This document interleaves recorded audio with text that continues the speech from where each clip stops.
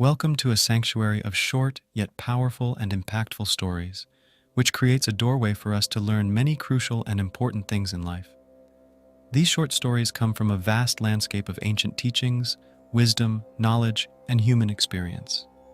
So, dear friends, let us embark on this journey together to learn these priceless lessons through the timeless pages of wisdom.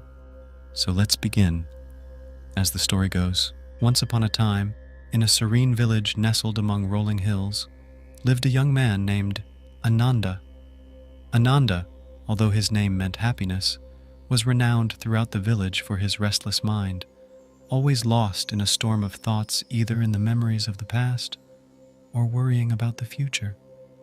Despite knowing and putting in much effort, he could never find peace. He couldn't help but keep on having a troubled and worrying mind. But one day, he heard of a revered guru, an enlightened teacher, a master, a mentor, an enlightened one dwelling atop a distant high mountain, said to hold the secret to inner peace and tranquility.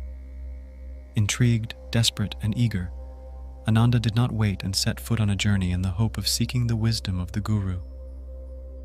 The travel to the mountains was tough and challenging, yet with a determined mind he finally reached the mountaintop months after. Upon reaching there, he found the master deep in meditation. Eyes closed, face very peaceful, calm, and serene. Ananda didn't know what to do at first, but respectfully approached, bowed, and said, "I have come a long way up these mountains to seek your wisdom to find inner peace and free my cluttered mind. I am in pain and yearn for inner peace, my master. Please help me." The master opened his eyes, looked at him, and with a quiet, serene smile, he agreed to teach him. He then got up and led Ananda to a beautiful courtyard adorned with a lush garden. They stood in the center of the courtyard in front of a large stone basin brimming with water with a ladle and a small empty bowl kept at the side.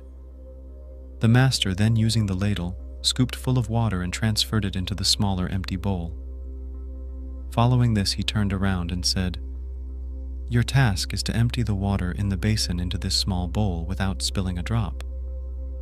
Ananda, initially puzzled at the task given, wondered how could he possibly empty the entire basin of water into such a small bowl. Nevertheless, he accepted the challenge and started doing his task. Hours passed as he diligently scooped and poured water, but the basin remained full, and frustration started creeping into him. His mind became even more restless and impatient. Meanwhile, from a distance, the master was observing Ananda performing his task obediently, and also could see his struggle and frustration. Eventually, when the master felt it was about time, approached him with a smile and compassion. He gently placed his hand on Ananda's shoulder and said softly, "Dear, you are trying so hard to empty the basin, but you have forgotten the first and most crucial step. To empty the basin, you must first empty your mind." Ananda looked at the master, his eyes filled with even more confusion, and asked, "But master, how do I empty my mind?" To this, the master said, "Release your worries, fears, and attachments. Concentrate solely on the task before you. Immerse yourself completely in the present moment, and everything else will fall into place." Encouraged by the master's words, Ananda took a deep breath, released his frustration, and focused solely on the task at hand. He stopped trying so hard to empty the basin and instead focused on each scoop of water. With each scoop, he savored the present moment, the sound and sensation of it, entering a state of flow where clarity emerged effortlessly in his mind. Miraculously, as Ananda's mind cleared, the basin responded accordingly, water flowing seamlessly into the smaller bowl. Finally, he poured the last drop of water into the small bowl. Ananda looked at the master completely speechless with amazement and gratitude. "You see, dear," the master said, "when you empty your mind, you allow the universe to flow through you. You become one with the task at hand, and everything falls into place." Ananda understood that true peace came from within and nowhere else. He also understood that it is pointless to dwell in the past or worry about the future. It is the present moment that should be focused on. Carrying the wisdom of his guru in his heart, he returned to the village embracing each moment with newfound tranquility and clarity, and lived each day peacefully and in bliss. So, that's the end of the story. In our last chapter, Ananda discovered the power of a tranquil mind. Today, he returns to the Master with a new question, weighing heavily on his heart.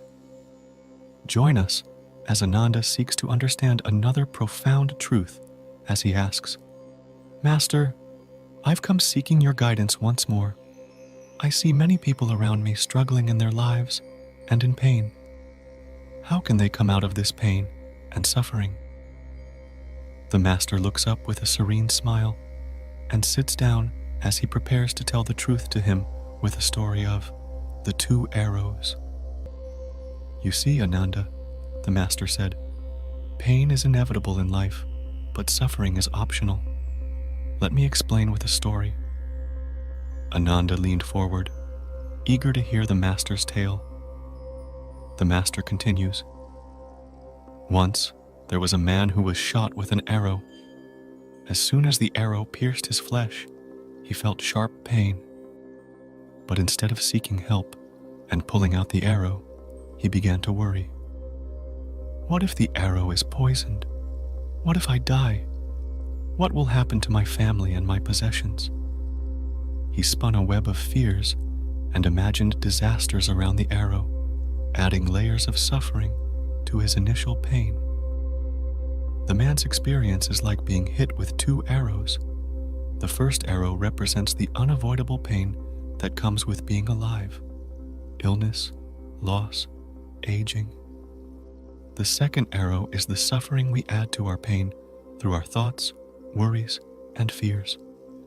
While we cannot always avoid the first arrow, we can choose how we respond to it and avoid the second arrow. The Master paused, allowing his words to sink in. By cultivating mindfulness and wisdom, he continued, we can learn to see our experiences as they truly are, without adding unnecessary layers of interpretation and emotion. We can learn to be present with our pain, neither resisting it nor fleeing from it. This practice helps us reduce the suffering we experience and find a greater sense of peace and happiness.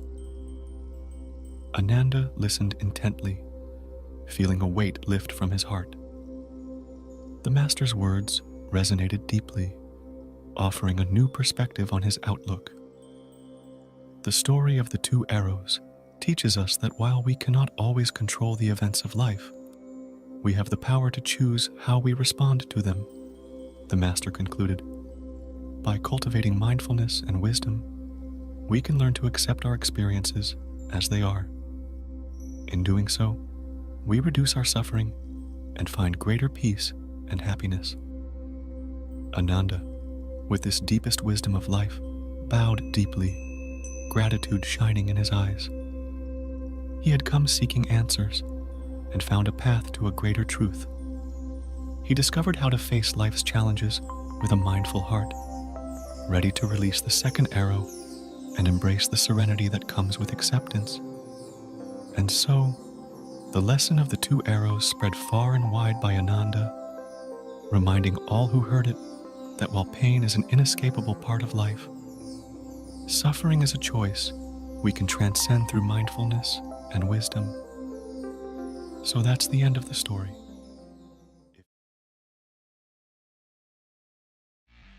In our last chapter, Ananda discovered the power of acceptance of truth. Today, he returns to the Master with a new question. Join us as Ananda seeks to understand another profound truth as he asks, Master, I've come seeking your guidance once more. I want to know how someone can handle himself during his bad times. The Master, finishing watering the plants, looks up at Ananda and asks him to sit down, and with a serene smile, he prepares to guide him with a story of a poor man and his white horse. Before we hear the story, I want to take a moment to remind you to support our channel. It means a lot to us. If you're new here or haven't yet subscribed, make sure to hit that subscribe button and join our community. By subscribing, you'll never miss any of our exciting historical explorations or these powerful short stories. So let's begin.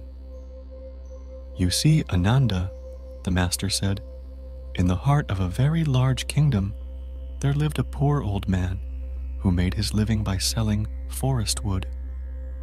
Despite his modest means, the old was known for his wise words and his magnificent white horse, a creature of such beauty that it was unrivaled in the entire state. This horse was so extraordinary that even the king himself was jealous and had tried several times to buy it from him, offering a hefty sum of gold coins. But he always refused, saying, "This horse is not just a horse. It is a member of my family. I cannot sell a family member out of greed for money." Nevertheless, he continued living his life the way it was. But something was about to happen soon. Something not expected. One morning, the old man woke up to find the stable empty. The horse was gone. He searched everywhere and asked everyone, but to no avail. The news spread quickly, and soon people gathered to offer their unsolicited opinions. Some showed compassion, but most blamed him for the incident. "We knew this would happen. How could a poor old man like him protect such a valuable horse?" One man scoffed. "If you had sold the horse to the king, you could have lived out your old age in comfort." Listening to this, the old man calmly replied, "Whatever is fine. The only truth is that the horse is not in the stable. The rest we will see." A month has passed away since the incident, but then one night, the horse returned, bringing with it a dozen more wild horses of the same rare breed, all equally strong and beautiful. It was a very strange and amazing event which took place. The news spread like wildfire, and people flocked around the old man's house. Everyone's jaws dropped looking at those 12 beautiful horses gathered inside the stable. "You were right," they exclaimed. "Losing the horse was not a misfortune, but a blessing. Your luck has changed. Now you can become a wealthy horse trader." The old man smiled, but still remained calm and said, "The truth is that 12 more horses have come. Whatever is fine.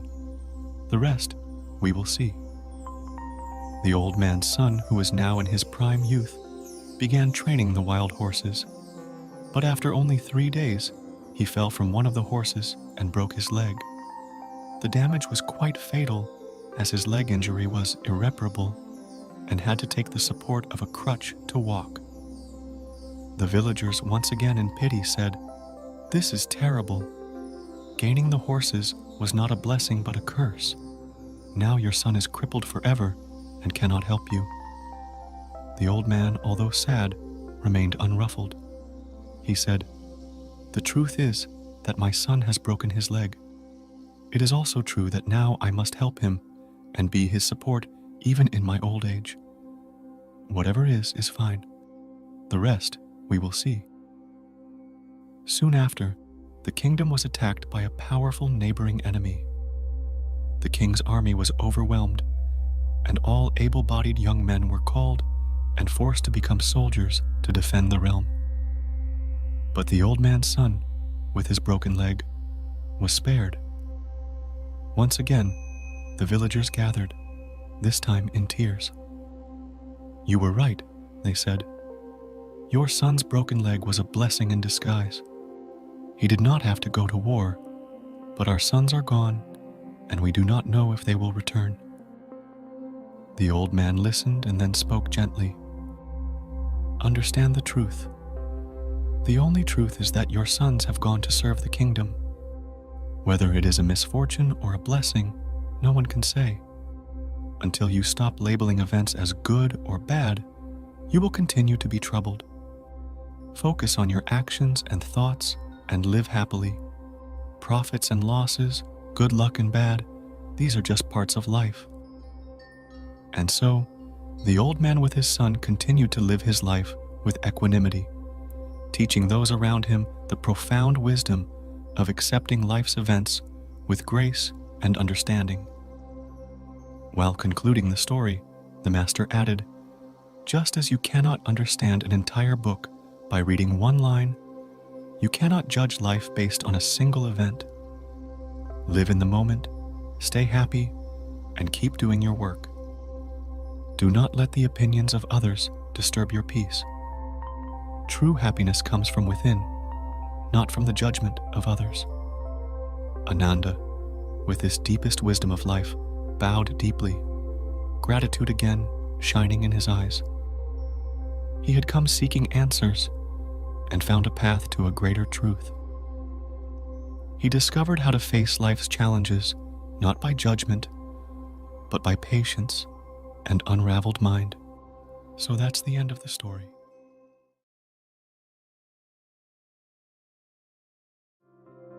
In our last chapter, Ananda discovered how to face life's challenges not by judgment, but by patience and unraveled mind. Today, Ananda is about to learn more wisdom in life from his master through another story. Join us as Ananda seeks to understand another profound truth as he asks, "Master, why someone's life is better than mine?" The master, with a serene smile, asks him to walk with him in his lush, green, beautiful garden, and while he prepares to answer his question with a story of a sad crow and a monk. So let's hear it then, along with Ananda. Comparing yourself to others can be a path to misery, the master begins. Let me share a story about an unhappy crow that might change your perspective on life. Once upon a time, there was a crow who was deeply unhappy because of his black feathers. He believed that being black made him undesirable and unrecognized. He spent his days in sadness, crying over his looks. One day, a wise monk noticed the crow's tears and approached him. "Why are you crying, dear?" the monk asked. The crow replied, "How can I not cry? My life is miserable because of my black feathers. No one likes black. No one wants a crow as a pet. I scavenge through garbage for food. I despise my life. Why did God make me a crow?" The monk listened and then asked, "If you had a chance to become another creature, what would you choose?" The crow thought for a moment and said, "I would like to be a swan. They are white, beautiful, and a symbol of peace."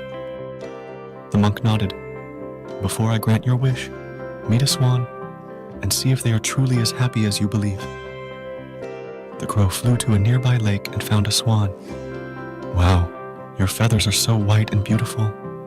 You must be very happy," the crow said to the swan. The swan sighed. "Who told you that I am happy? I dislike my white feathers. They remind me of death. I feel like a shroud over a dead body. No, I am not happy." The crow was surprised to hear this from the swan. He returned to the monk and said that he didn't want to be a swan, as the swan was not happy being himself too. The crow then told the monk, "Make me a parrot instead. They have beautiful green and red feathers, and people love them as pets. Parrots can even talk." The monk replied, "I will, but first, meet a parrot." The crow then ventured into the jungle to find a parrot. After a long search, he finally met one. "Your feathers are so vibrant, and you can talk. You must be happy," they exclaimed. The parrot shook his head. "No, I am not happy. My green feathers blend with the jungle, making it hard for me to stand out. People can't easily spot me, and I feel ignored." The crow was once again surprised and returned to the monk in greater disappointment, and so now he requested, "Make me a peacock. They are admired for their stunning feathers, and everyone loves to watch them dance." The monk agreed, but insisted, "First, meet a peacock." Curious yet confident about his choice, the crow immediately started his travel to find a peacock. When he found one, he was in awe to see such grace and beauty. Your feathers are magnificent, and people adore you. You must be the happiest bird, he said. The peacock sighed deeply. Who told you that I am happy? My beautiful feathers make me a target for hunters. They kill me and sell my feathers. I live in constant fear for my life. Shocked, the crow asked, Then who is truly happy? The peacock looked at the crow in sadness and said, You are. No one hunts you for your feathers. No one uses your meat for food. You live free from such dangers. The crow was taken aback. Me? But I thought I was the least fortunate. The peacock smiled gently and said, You are safe. You have no major threats to your life. You can live peacefully. Appreciate your life as it is. Realizing the truth in the peacock's words, the crow returned to the monk. The monk gives more clarity to the crow's newfound revelation, saying, Never compare yourself with others. Everyone has their struggles. Embrace who you are, for you are unique and precious in your way. And so the crow learned to appreciate his life and stopped comparing himself to others, finding happiness in his existence. Just like the crow, Ananda also discovered comparing oneself to others can only lead to a path of misery and sadness, and so he bowed deeply in front of his master in gratitude and with shining eyes. Ananda was sitting on a stone bench beneath the sprawling branches of an ancient tree in the heart of the ashram's serene garden. Here, the sublime beauty unfurled like a divine masterpiece, each stroke of nature's brush more breathtaking than the last. The gentle murmur of a nearby stream added a soothing symphony to the tranquil scene. As fate would have it, the master arrived at the same spot on his cherished walk through nature. Seeing his devoted disciple, he chose to sit beside Ananda, sharing in the quiet, sacred moment. Ananda bowed, seeing his master, but his brow furrowed in contemplation. He had been troubled by the complexity of human nature and the challenge of understanding true virtue. Noticing his disciple's unease, the master gently placed a hand on Ananda's shoulder. Ananda, the master asked, his voice calm and reassuring, I see a storm of questions swirling in your mind. What troubles you, my dear student? Ananda sighed, looking into the wise eyes of his teacher. Master, how can one truly discern the goodness in people? It's easy to be deceived by appearances and actions meant to impress. The master smiled, nodding thoughtfully. Ah, Ananda, your question strikes at the heart of wisdom. Let me share a story that may illuminate your path, a story of a king and a beggar. Today, Ananda is poised to receive further enlightenment from his master through another captivating story. So come, let's join Ananda in his search for knowledge and wisdom imparted by his revered teacher through a story. Once upon a time, the master begins, in a kingdom known for its prosperity and peace, there was a wise and aging king who had no son to succeed him to the throne. The kingdom lacked nothing but a successor. Inevitably, as the king grew older, he became increasingly concerned about this and had to do something about it.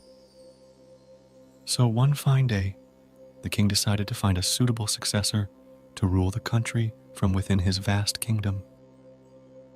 The criteria for his selection was that the candidate must be a brave individual with the same compassion and wisdom he had shown as a king. Not wasting any more time and determined to find someone perfectly eligible to be his successor, the king sent out notices throughout the land, inviting every qualified young man interested in being the next king to appear before him at the palace as a prospect. The notices read, "The young be brave, and must have immense love for their fellow human beings. This was a huge announcement, and the chance of becoming the next ruler excited all young men across the kingdom. Among them, in a remote village, lived a poor young man who, despite his circumstances, was known for his kind heart and hard-working nature. When he read the notice, his heart leapt with hope. However, he thought he would be rejected as he had no decent clothes to present himself before the king. Determined, he worked tirelessly, saving enough money to buy proper attire and supplies for the long journey to the palace. Clad in his new clothes, high in confidence, and carrying a small bundle of provisions, the young man set out on his journey. After many days of travel, he was nearing the palace when he encountered a beggar by the side of the road. The beggar looked at him, shivering in tattered rags, extended his hands and pleaded, "I am hungry and cold. Please help me, sir." The young man paused, a battle waging in his mind. He had traveled countless miles, driven by a dream that seemed almost within reach. The weight of his long journey and the anticipation of meeting the king pressed heavily on his shoulders. But as he gazed at the beggar, shivering and frail, compassion surged through him, overpowering his hesitation. With a determined resolve, he stripped off his new clothes, the very symbol of his hopes, and offered them to the beggar. He then handed over the meager food he was left with from his journey. The beggar's eyes filled with tears of gratitude, and he thanked the young man profusely. Now clad in his old, tattered garments, doubts gnawed at him. Yet, summoning his courage, the young man continued to the palace. Upon arrival, the king's attendants, bemused by his ragged appearance, reluctantly showed him to the great hall. As he walked in, he saw the other candidates, impeccably groomed and brimming with confidence. Their laughter echoed through the hall as they looked at his shabby attire, mocking his disheveled state. Despite the jeers, the young man took a moment to clean off the grime of his journey. When his turn finally came, he was ushered into the throne room. He bowed low as the king entered, and when he raised his eyes, he gasped in astonishment. The king bore a striking resemblance to the beggar he had met on the road. The resemblance was uncanny, and at that moment, the young man's heart raced as he realized the profound significance of his earlier encounter. The king saw the shock in the young man's eyes and smiled. "Yes," he said, "I was the beggar you met on your way here." "But why did you disguise yourself as a beggar, your majesty?" the young man stammered. The king's eyes twinkled in delight and said, "I had to be sure that you had a good heart and genuinely loved your fellow human beings. If I had come to you as a king, you would have done anything to impress me, just like all the other candidates did. But disguised as a beggar, I could see your true character. None of the young men who appeared before me today even cared to look at me, except you." The young man listened intently as the king continued, his voice resonating with admiration. "Not only have you demonstrated incredible generosity and love for the beggar, expecting nothing in return, but you have also proven your bravery," the king declared. "Despite your ragged appearance, you stood before me with unwavering courage. You didn't give up or lose hope. You didn't turn back. Instead, you pressed on, determined to fulfill your purpose. This kingdom needs a leader who will work for the welfare of all, not just those who can offer something in return. You have shown that you have the heart of a true leader. A king might possess wealth and power, but a heart rich in kindness is far more valuable." With these words, The king proclaimed the young man as his successor, confident that he would rule with the same love and compassion he had shown to the beggar. Ananda sat in silence, absorbing the profound lesson imparted by the master's story. The sound of the stream seemed to echo the deep truth he had just heard. Finally, he looked up at the master, gratitude and understanding shining in his eyes. "Thank you, Master," Ananda said quietly. "I understand now that true virtue is revealed through actions born of genuine compassion, not through superficial gestures." The master nodded, his eyes twinkling with approval.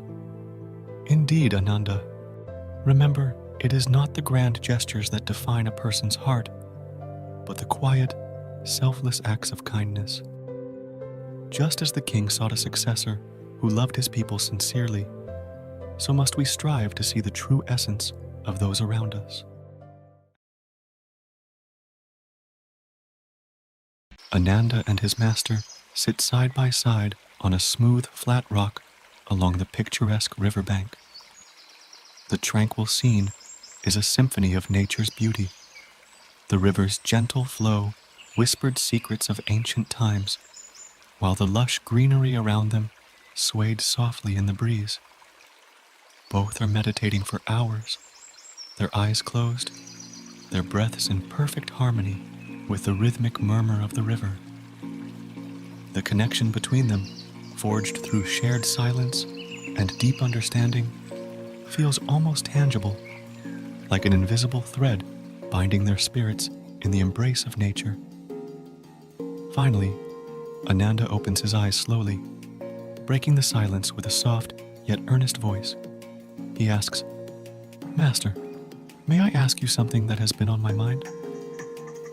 The master opens his eyes gently, turning his calm gaze towards Ananda, and says, "Of course, Ananda.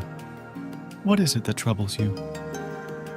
Ananda hesitates for a moment, gathering his thoughts, then speaks with a mixture of curiosity and reverence. He asks, "Does God exist?" The master looks at Ananda, a wise and knowing smile spreading across his face. He senses the depth of Ananda's question and prepares to answer in a way that will guide his disciple toward understanding. "Sure, Ananda," the master replied. "Let me tell you a story first, and then you can say if you got your answer, okay?" Ananda, as always who likes to hear his master's stories, nodded his head quite eagerly. In our last chapter, Ananda discovered the profound nature of true kindness and the importance of a compassionate heart with the story of the king and the beggar. Today, he asks a new question, poised to receive further enlightenment from his master. Come, let's join Ananda, and together we listen to Master's story. But before we hear the story, I want to remind you to support our channel. It means a lot to us. If you're new here or haven't yet subscribed, hit that subscribe button and join our community. By subscribing, you'll never miss any of our exciting historical explorations or these powerful short stories. As the story goes, the master begins, his voice calm and measured. One serene morning, I was meditating in a forest up in the hills. The air was crisp, carrying the scent of pine and earth, and the birds sang a gentle chorus, their melodies blending harmoniously with the rustling leaves. Shafts of golden sunlight pierced through the dense canopy, creating a mosaic of light and shadow on the forest floor. Along this time, a villager, passing by on a narrow trail, noticed me and, with a mix of curiosity and reverence, approached to ask, "Does God exist?" I replied, "Yes, he does." He then left without any further questions. However, not long after, another man, a wanderer maybe with a restless spirit, found his way to me and posed the same question. "Hey, does God exist?" I said, "No, he doesn't." And he left. Later that afternoon, as the sun dipped low and the shadows grew long, A third man arrived, his eyes filled with the weight of existential inquiry. He asked the same, "Does God exist?" My response was simple, "That's for you to decide." That man left too. The master now pauses for a moment, letting the weight of his words settle. Then looking at Ananda with a calm smile, he said, "Well, that's the end of the story." Ananda bows down to his master and thanks him for the story. But the master can't help but burst into a gentle laugh, noticing Ananda looking very confused. He asks, "What happened, Ananda? You look puzzled." Ananda, without wasting a moment, asks, "But master, you gave different answers to the same question to all three of them? Isn't there one truth?" The master, expecting this question from Ananda, smiles and explains, "Ananda, each person is different, and they all have their way of finding the truth. Each one of them approaches the truth in their own way. The first person believes what they are told, trusting in the words of others without question. The second person is a skeptic, challenging and questioning everything they hear. The third person is a seeker, searching for answers independently, driven by curiosity and a need to understand. It is their natural form of nature. Truth doesn't follow a single path. It's like a vast, open landscape with countless trails. To truly grasp it, everyone must embark on their unique journey, exploring and discovering." "Master, I understand now," Ananda said in delight. "The journey to understanding is deeply personal and unique to each individual." The master looks at Ananda very pleased and says, "Yes, Ananda. And while on this journey, it's important to honor and respect the diverse paths that others take, knowing that each one is a valid way to the truth."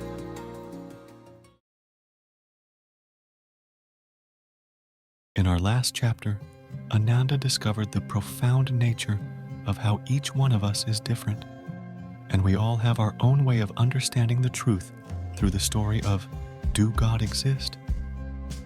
Today, he asks a new question, poised to receive further enlightenment from his master.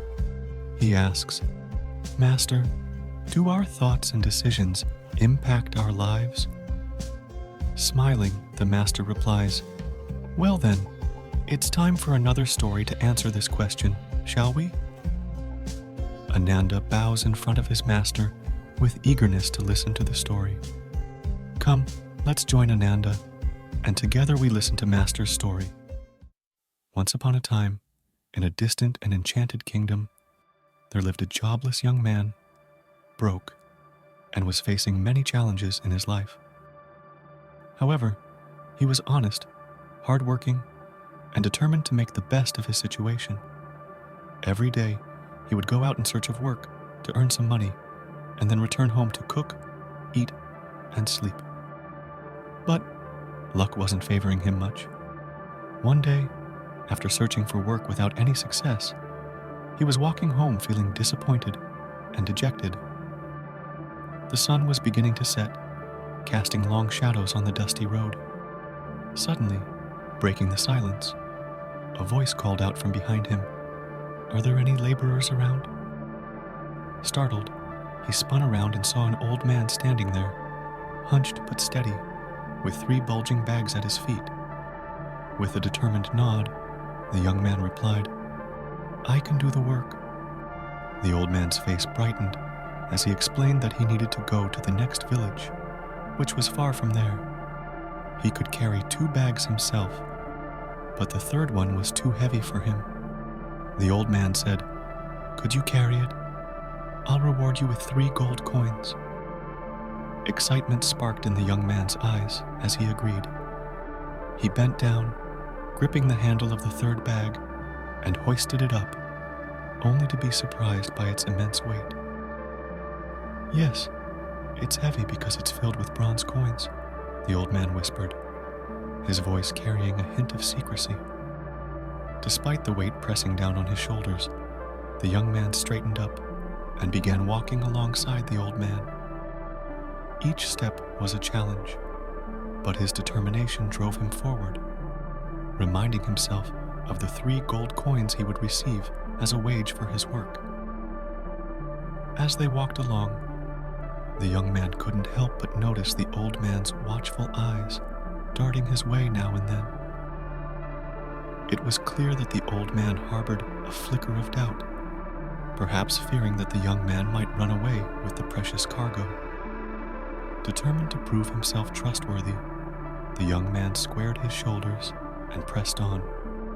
When they reached the edge of a wide, flowing river, the young man didn't hesitate. He waded into the water, feeling the cool rush against his legs. The old man, however, lingered at the bank, his age and the burden of his 2 bags making the crossing too daunting. "I can't manage this with this heavy load on my back, my years weighing me down," the old man called out. "Could you carry 1 more bag across? I'll give you 3 more gold coins for your trouble." With a nod, the young man agreed and waded back to pick up the 2nd bag. As he hefted it, the old man's voice turned cautious. "Promise me you won't run away with it," he said, his tone almost pleading. "That bag holds silver coins." Feeling a sting of insult, but understanding the old man's concern, the young man looked him in the eye and declared, "I am not a thief." With that, he carefully balanced the 2 heavy bags and made his way across the river, his steps sure and steady, determined to uphold his honor. Once safely on the other side, he placed the bags down gently, glancing back to ensure the old man saw his honesty. This unexpected test had only strengthened his resolve to complete the journey with integrity. As they continued their journey, they reached a hill, and the young man started to climb it. The old man, however, stopped at the foot of the hill, but the old man halted at the base, shaking his head. "I'm too old to climb with this burden," he said, his voice tinged with regret. "I can carry it for you," the young man offered, ready to help. Yet, the old man hesitated, his eyes narrowing with suspicion. "There are gold coins in this bag," he warned, clutching it tightly.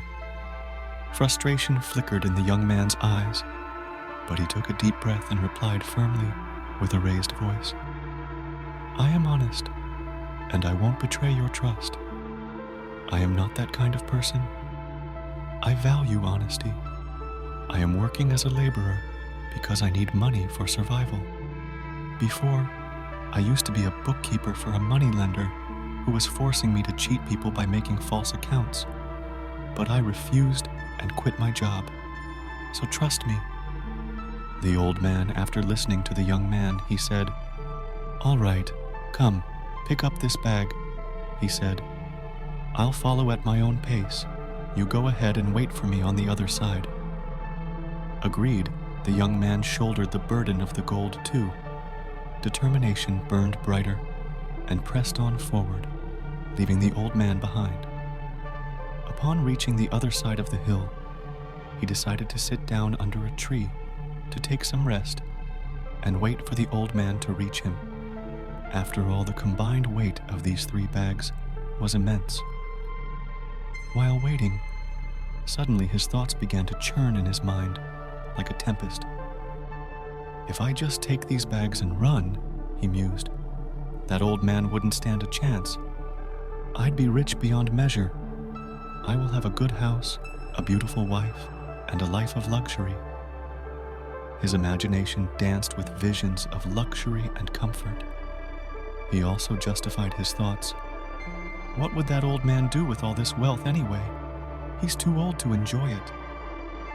The allure of wealth and power tugged at his conscience, and before he knew it, he was running, breathless, each step propelling him closer to his imagined fortune. Finally, upon reaching home, he eagerly tore open one of the bags, his eyes filled with excitement and greed. only to be met with a cruel twist of fate. He got into a state of shock. Instead of precious metal, it contained nothing but worthless stones and pebbles. Then he opened the second bag, nervous as he was.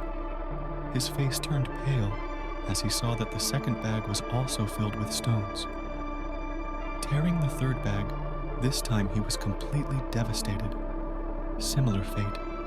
Bewildered and crestfallen, he discovered a small letter tucked inside the third bag. "I am the king of this land who writes this letter," it reads, "searching for an honest successor, as I have no child of my own. If you hadn't fled, you could have been that person. Wish you all the best in life." Regret washed over the young man like a tidal wave. He had let his fleeting desires cloud his judgment, and now he was left with nothing but remorse. He was so close to good fortune. Overcome with regret and remorse, the young man realized that a moment of greed had cost him a once-in-a-lifetime opportunity. "So, Ananda, what did you understand from this story?" the master asked. Ananda, engrossed in the story and deep in his thoughts, says, "Master, this is a cautionary tale that is to remind us of the power of our thoughts and the profound impact they can have on our lives. It's a stark reminder to guard our minds against greed and cultivate thoughts of integrity and honesty, for they shape our destiny in ways we cannot foresee. By monitoring our thoughts and aiming to think positively, we can avoid making decisions that we might regret later and guide our lives in a better direction." "Correct," the master replies, as he gets up for his usual stroll in his lush green courtyard and leaves Ananda with his thoughts. As the story ends here, I hope you liked this video and found value in this story. In our previous chapter, Ananda discovered the profound truth that by monitoring his thoughts, he can avoid making decisions that he might regret later and guide his life in a better direction through the story of a man who made a choice.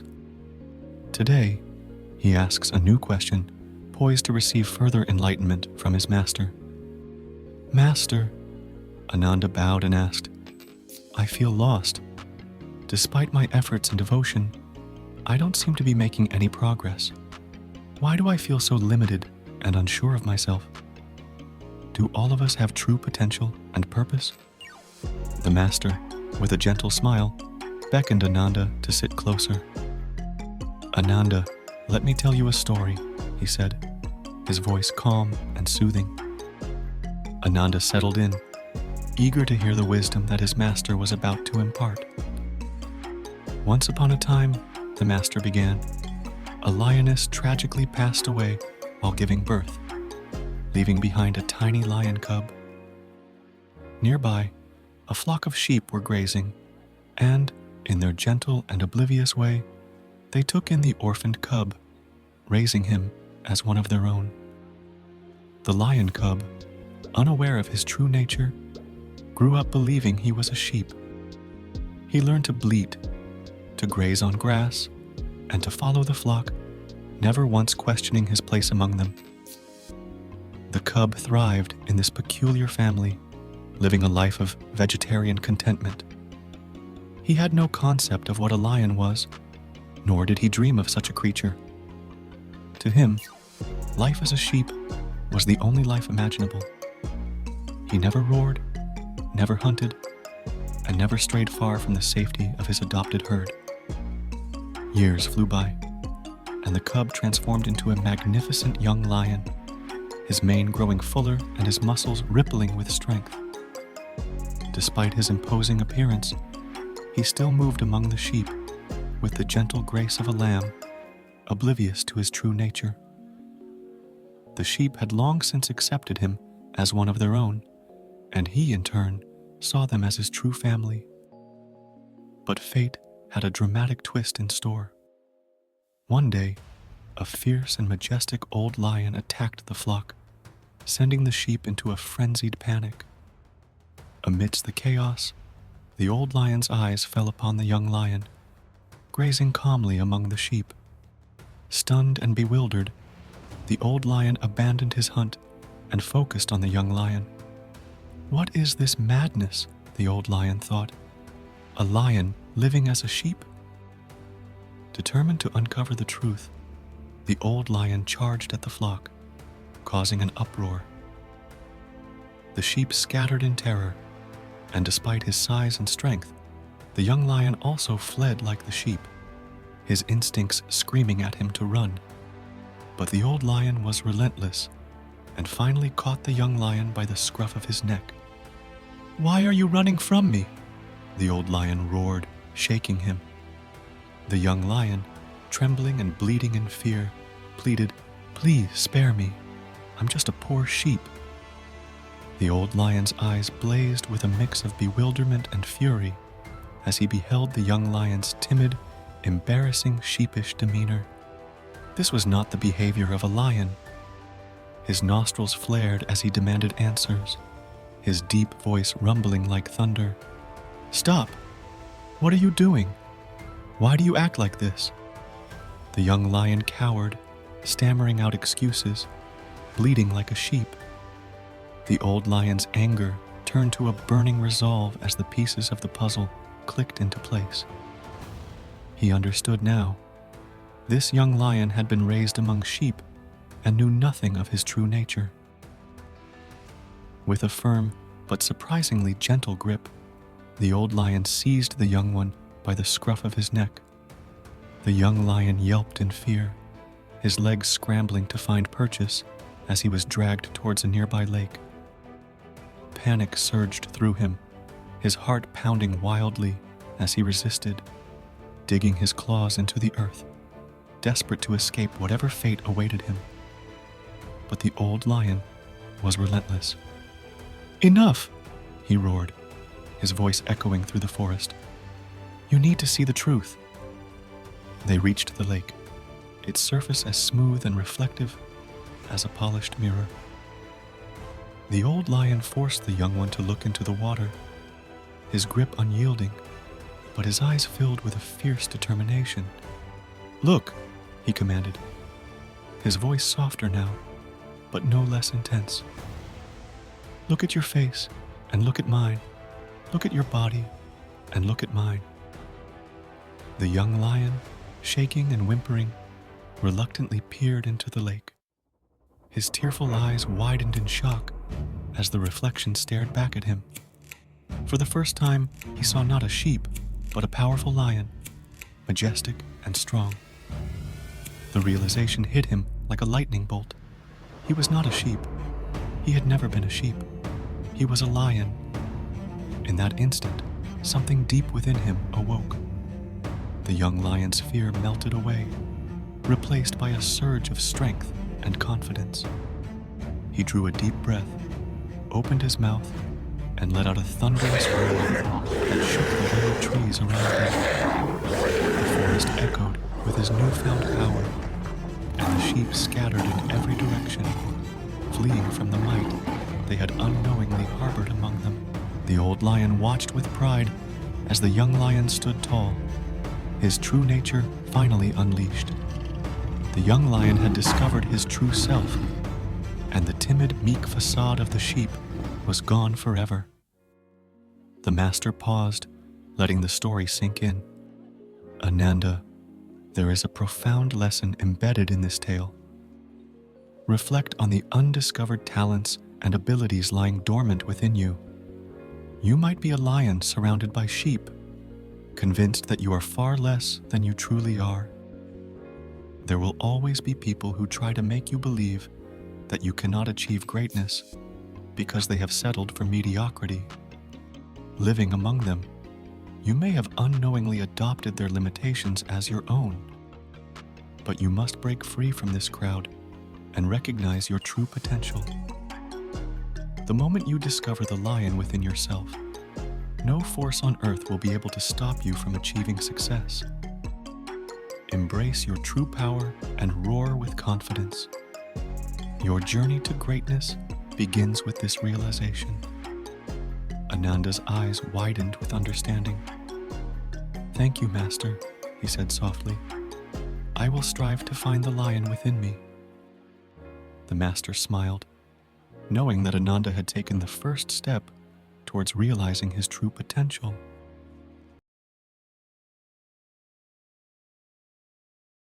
In our last chapter, Ananda uncovered the profound power of realizing one's true potential through the captivating tale of The Sheep That Roared. Today, with a burning curiosity, he sought more wisdom from his revered master.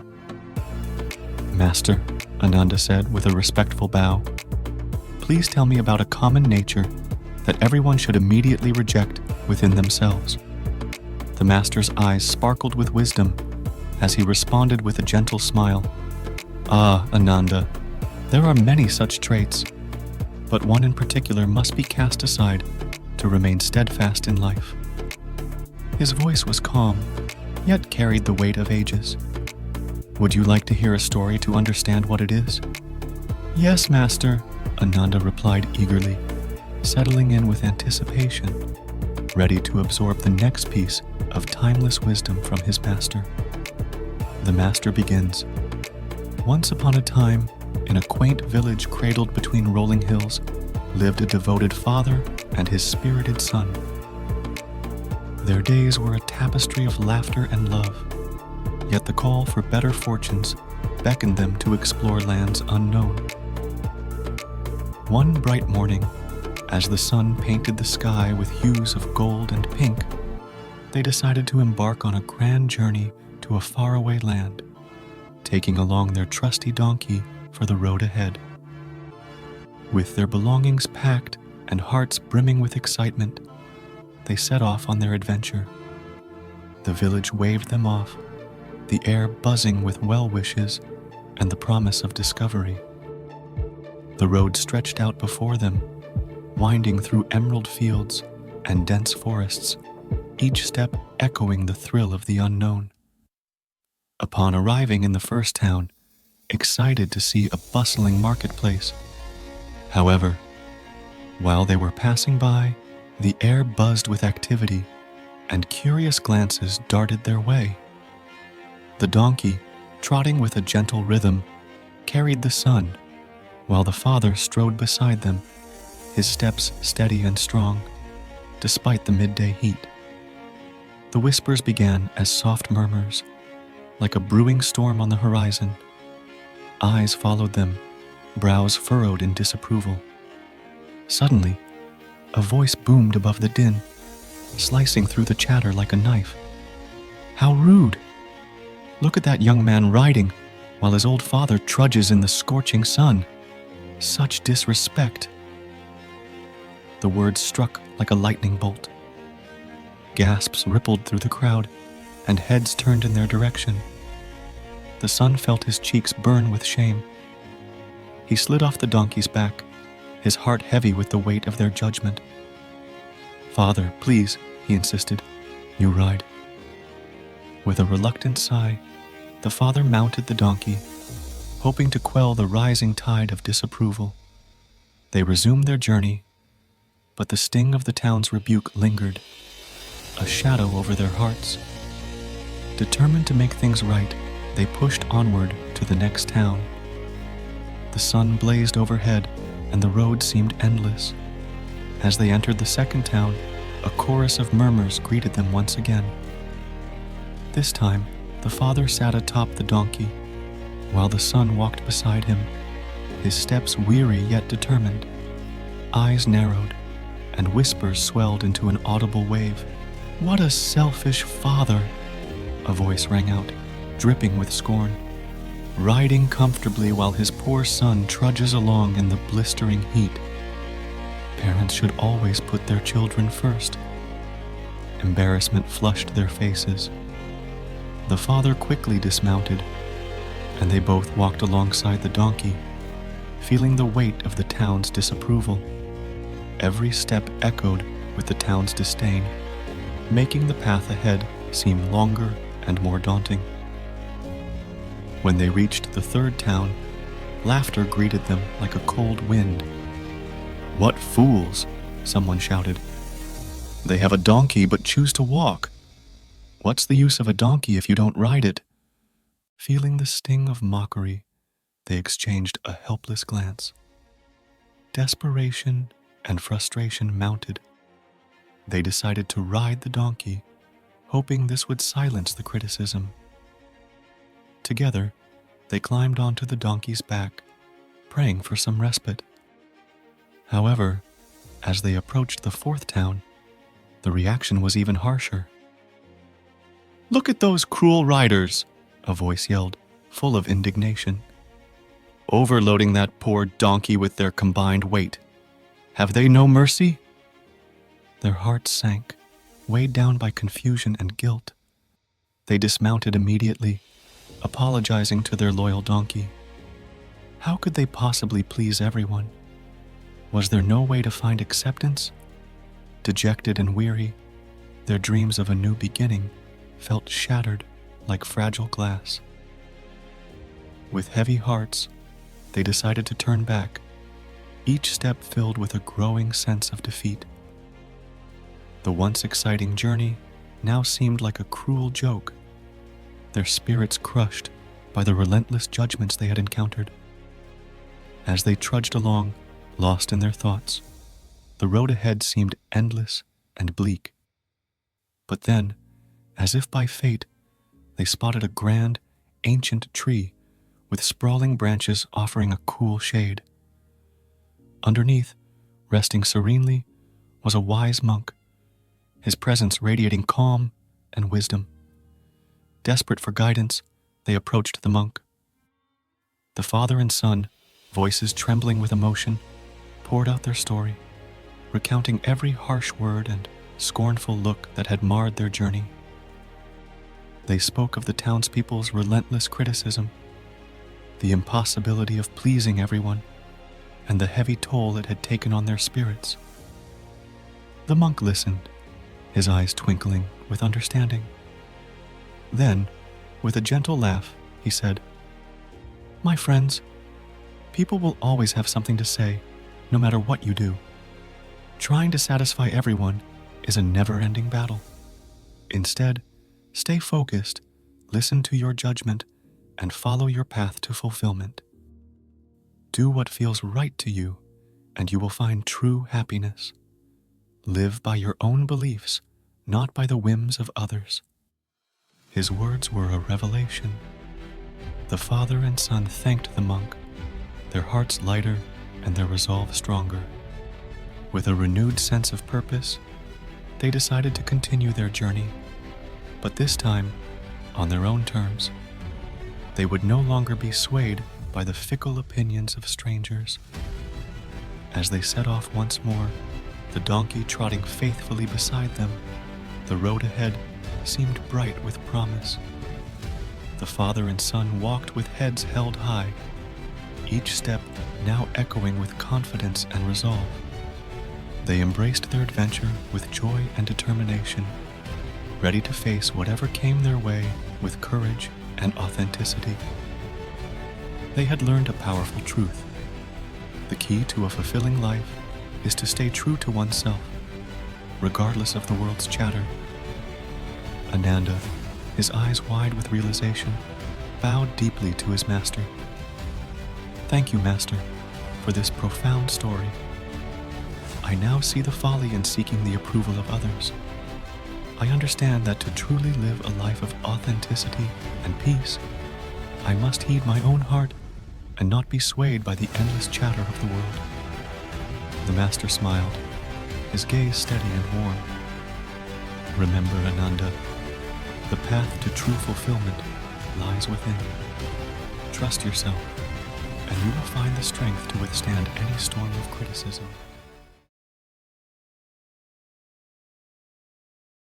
In our last chapter, Ananda discovered a profound truth through the captivating tale of father and son, that trying to satisfy everyone is a never-ending battle.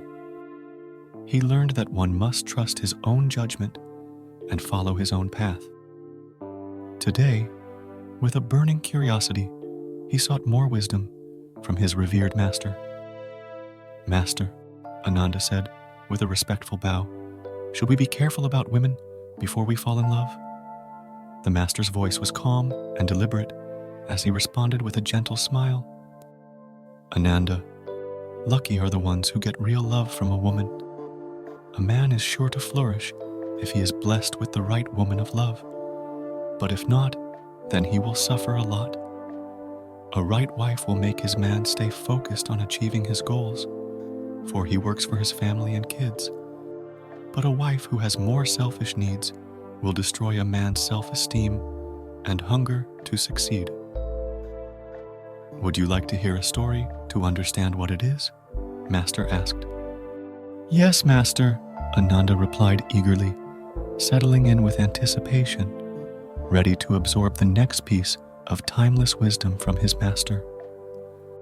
Once upon a time, in a prosperous kingdom nestled at the edge of a sprawling, enchanted forest, there lived a woman named Leela. The kingdom was a place of grandeur and opulence, where golden spires kissed the sky and vibrant marketplaces buzzed with life. But amidst the splendor, one figure stood out above all: Leela, a woman whose beauty was said to rival that of the dawn itself. Leela's eyes sparkled like the clearest of sapphires, and her hair cascaded down in waves of ebony silk. Her beauty was the talk of the kingdom, drawing admiration and envy in equal measure. Yet, it wasn't her looks that truly set her apart. It was her mind, sharp as a blade and twice as dangerous. Leela possessed a cunning nature that was as captivating as it was perilous. From a young age, Leela had honed the art of manipulation. She could twist situations and people to her advantage with a mere flicker of her eyelashes or a well-timed smile. Her words were like honey, sweet and irresistible, drawing people into her web before they even realized they were caught. Whether it was winning the favor of the kingdom's most influential nobles or bending the will of merchants to her desires, Leela moved through society with the grace of a dancer and the precision of a predator. One evening, as the sun dipped below the horizon and the sky blazed with hues of crimson and gold, Leela made her way to the grand palace. The palace, a marvel of architecture with its towering marble columns and expansive gardens, was hosting a lavish banquet attended by the kingdom's elite. Leela's entrance was nothing short of spectacular, her presence causing a ripple of whispers and awestruck glances. She glided through the room, her gown shimmering like moonlight on water, and every step she took seemed to command attention. Within all the men was Arjun, a noble, handsome man in his prime, known for his wisdom, wealth, hard-working nature, and strong character. He too couldn't help but find his gaze inexorably drawn to her. Leela noticed, of course, and with a coy smile, she approached him. "Good evening, Lord Arjun," she purred, her voice like velvet. "I've heard much about your generosity and wisdom. You're quite fancied among the young unmarried women, isn't it?" Arjun, taken aback by her directness and charm, found himself ensnared by her allure. They talked for hours, Leela skillfully weaving a narrative that painted her as a woman of virtue and grace. She spoke of her supposed struggles and aspirations, each word carefully chosen to resonate with Arjun's noble heart. Days turned into weeks, and Leela's bond with Arjun deepened. He felt he had a new purpose in life. Now he was working doubly hard for Leela as they made plans to get married soon and raise a family. Leela too visited him often, bringing small tokens of affection and sharing stories that showcased her intelligence and compassion. Arjun was completely blinded by her attention and affection towards him, and failed to see the subtle manipulations that underpinned their interactions. They became a couple inseparable by heart and soul, Meanwhile, Leela's reputation as a virtuous woman spread through the kingdom. Many admired her apparent selflessness and the nobleman's unwavering support of her.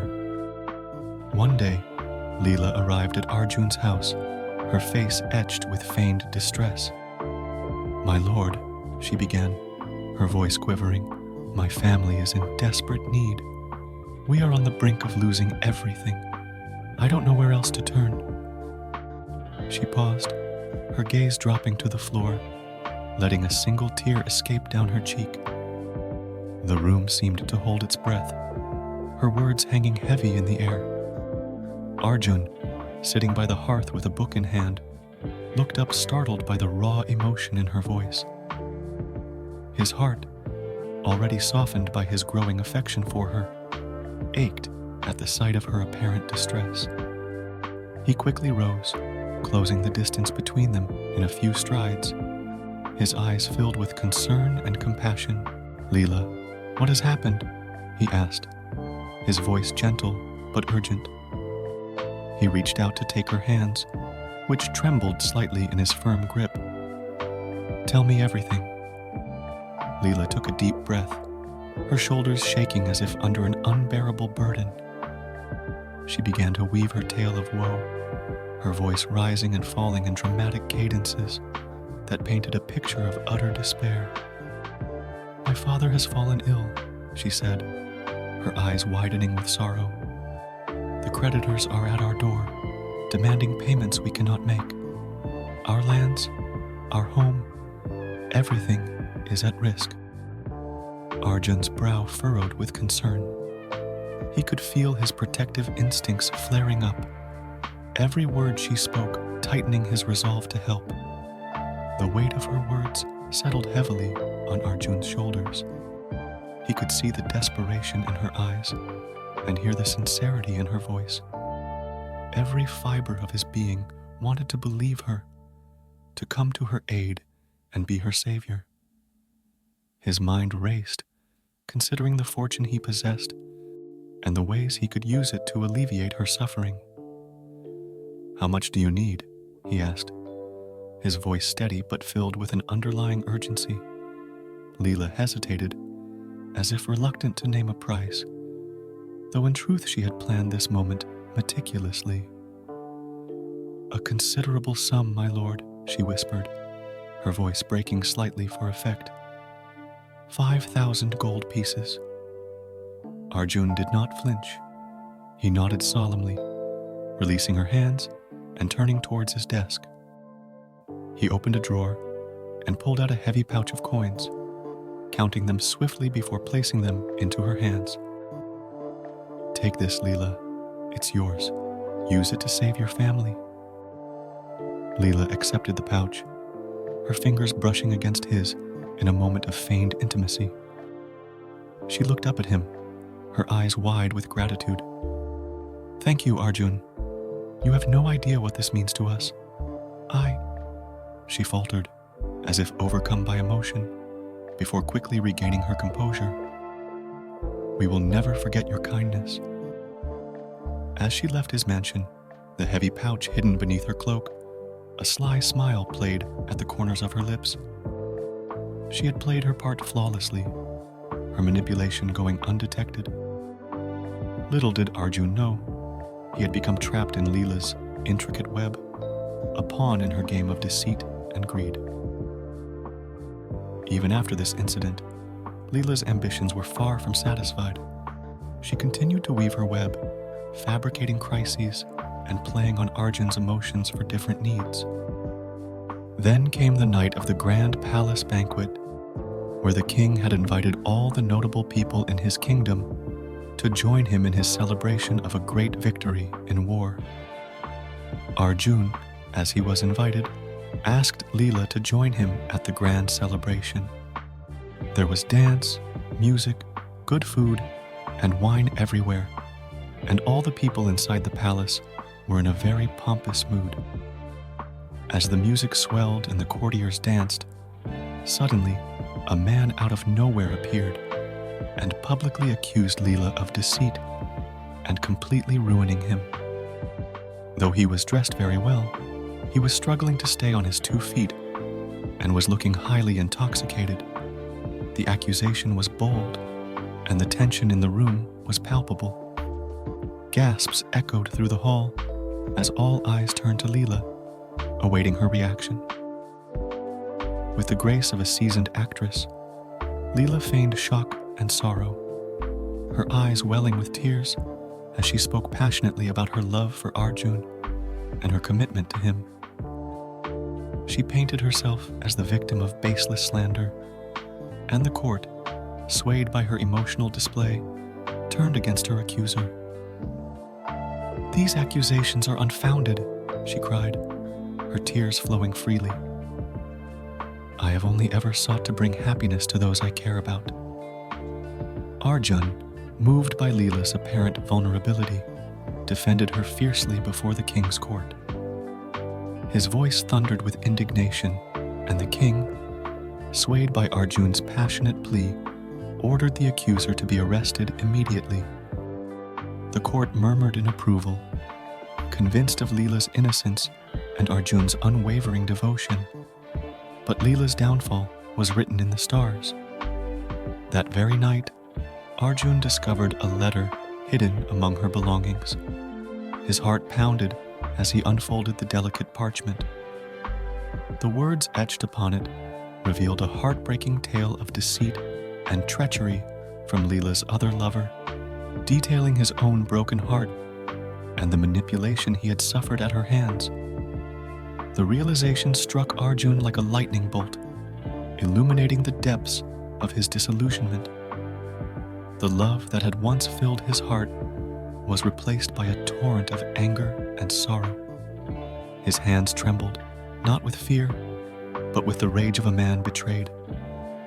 Confronting Leela, Arjun demanded the truth. His voice was a storm, his eyes fierce with hurt and betrayal. Leela's facade crumbled under his gaze, and with it, her carefully constructed empire of lies. She fell to her knees, tears streaming down her face, trying once more to weave her web of manipulation. She pleaded, professed her undying love, but Arjun's eyes had been opened. He saw her for what she truly was, a master manipulator who plays with hearts. Years passed. Leela's beauty, once her greatest weapon, faded with time. Her cunning nature no longer served her as it once had, and the attentions of men, once so easily captivated, dwindled away.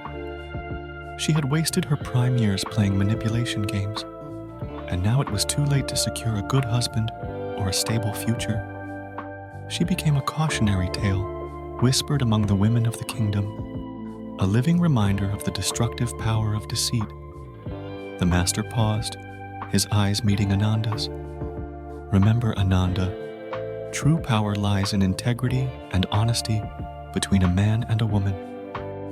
Manipulation from either side may bring short-term gains, but it ultimately leads to long-term suffering.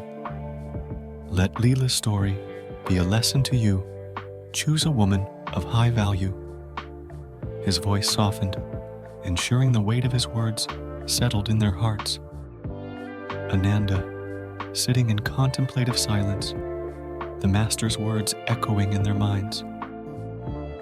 The tale of Leela was not just a story of deceit, but a powerful lesson in the importance of living a life of good and a purposeful life, a lesson they would carry with them forever.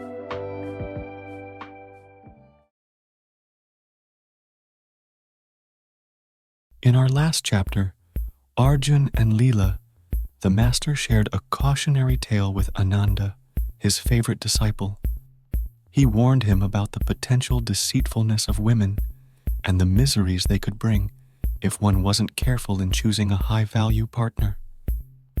Today, a new disciple, Arjun, arrived after traveling a long distance to seek wisdom from the master. Arjun's eyes shone with curiosity as he asked his first question, "Master, is karma real?" The master smiled gently, his eyes twinkling with the wisdom of ages. He began his tale with a flourish. Once upon a time, in a grand kingdom nestled amidst lush green valleys and towering mountains, there ruled a wise and just king. His kingdom flourished under his reign, known for its prosperity and fairness. The king had 3 ministers, each known for their unique disposition and qualities. One day the king, seeking to test the loyalty and intelligence of his ministers, devised a plan. With a thoughtful expression, the king addressed them. "Today, I have a simple task for each of you. Take these bags and venture into the forest. Fill them with fruits and return by sunset." The ministers, bowing deeply, accepted the bags and set off, each pondering the task at hand and their strategy to accomplish it. The first minister, renowned for his faithfulness and hard work, ventured deep into the forest. With unwavering dedication, he scoured the trees, selecting only the ripest and juiciest fruits. Each fruit he picked was a testament to his diligence and respect for the king. Sweat dripped from his brow as he climbed, reached, and picked the best fruits, filling his bag to the brim. "The king deserves nothing but the finest," he thought, his heart swelling with pride and satisfaction. The second minister, however, was plagued by laziness and dishonesty. As the forest loomed before him, its trees heavy with potential, he sighed, a wave of indifference washing over him. With a nonchalant shrug, he began his task, but unlike his diligent counterpart, he meandered aimlessly through the dense greenery, picking whatever fallen fruits happened to cross his path. His steps were slow and unsteady, his eyes half-lidded with boredom. He muttered under his breath, "The king won't notice," dismissing the importance of the task with a wave of his hand. His bag slowly filled with a haphazard mix of good and rotten fruits. The vibrant and the decayed jumbled together in careless disarray. His thoughts were far from the forest, drifting instead to the comforts of the palace, the soft cushions, the feasts, the leisurely hours spent in idle chatter. Every step he took was accompanied by a sigh of impatience.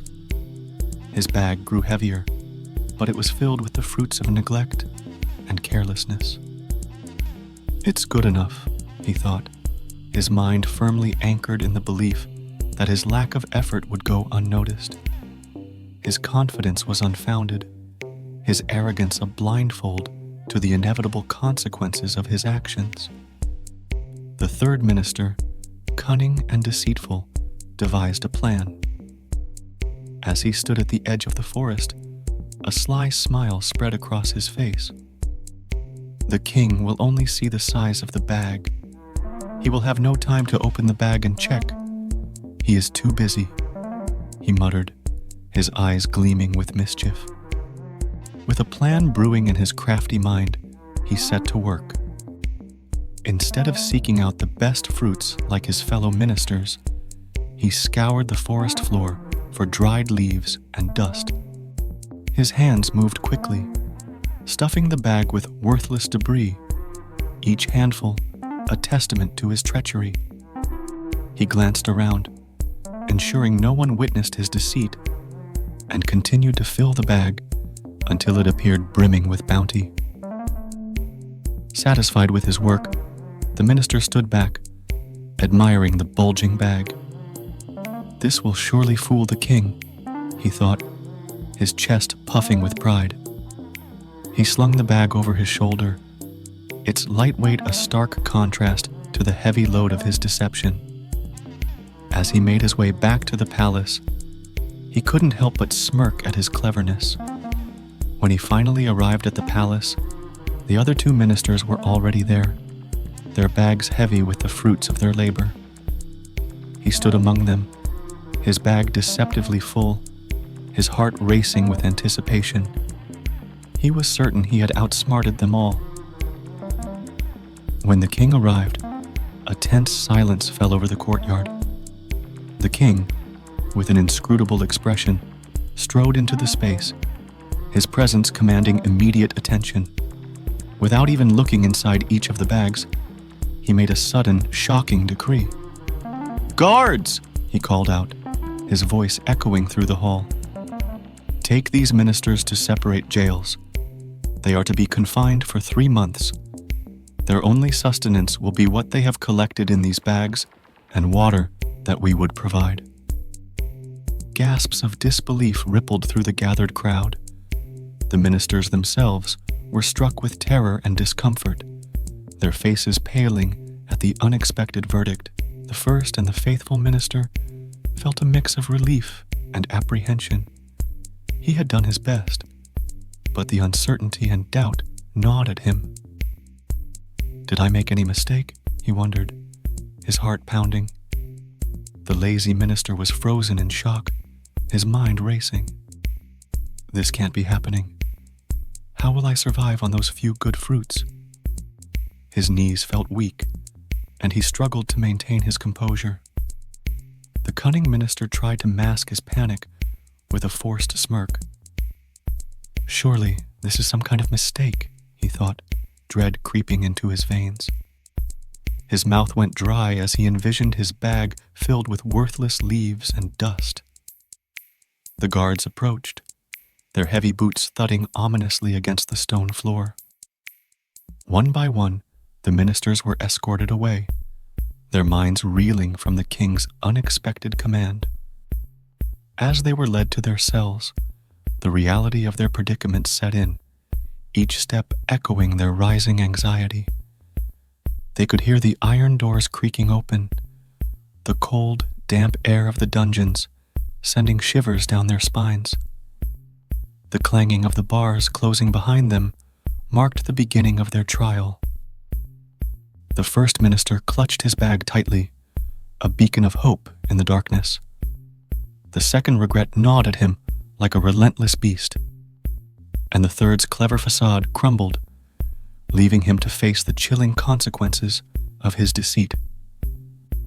In the dim light of their solitary cells, the weight of the king's decree bore down on them, a stark reminder that the true test of their character had only just begun. On the 21st day, the king, however, decided to visit each of his ministers in their jail cells. When he approached the first cell, he was met with an astonishing sight. The first minister, surrounded by his bag of ripe, luscious fruits, was thriving despite his confinement. Each day, he had carefully eaten the delicious fruits he had painstakingly gathered. His honesty and diligence had paid off handsomely, and he emerged from the ordeal healthy and grateful, his spirit fortified by his unwavering integrity. The king, deeply impressed, immediately ordered the guards to release the minister. Pleased with his resilience and honesty, the king rewarded him graciously and reinstated him as his permanent minister, keeping him close by his side. The second minister, however, fared much worse. Initially, he enjoyed the good fruits, but as the days passed, he was left with only rotten ones. His body weakened as he fell ill, a direct consequence of his laziness and dishonesty. When the king arrived, the minister pleaded desperately for his release, but the king, unmoved by his plight, commanded him to complete his jail term. Regret gnawed at him, a constant reminder of his failure and the price of his deceit. Upon reaching the third cell, the king was met with a harrowing sight. The third minister, with his bag of worthless leaves and dust, had not eaten anything for the past 21 days. Starving, and on the brink of death, he was unable to move, speak, or even properly beg for mercy, though his folded hands and tear-filled eyes conveyed his desperate plea. The king, however, ignored him and left the cell. This minister had deceived only himself and paid the ultimate price for his treachery. He perished, a stark and somber warning of the dangers of deceit and dishonesty. The master paused, his eyes meeting Arjun's. "Arjun, the story of the king and the Three Ministers teaches us the immutable law of karma. We cannot escape the consequences of our actions. If we act with integrity and diligence, we will be rewarded. If we act with laziness or deceit, we will face the repercussions. Remember, true power and fulfillment come from honesty and hard work. Let this tale guide you in your journey, for karma is as real as the air we breathe and the ground beneath our feet. Arjun nodded, the lesson etched into his heart. The master's tale illuminated the path of righteousness, showing him that the seeds of today become the harvest of tomorrow. As the story ends here, I hope you liked this video and found value in this story. Please give it a thumbs up, share it with your loved ones, and hit that subscribe button to join our community. Your engagement means the world to us and helps us continue to provide enriching content. Please ensure to hit the bell icon too, so that you never miss an inspiring story or valuable lesson from us. Thank you and God bless.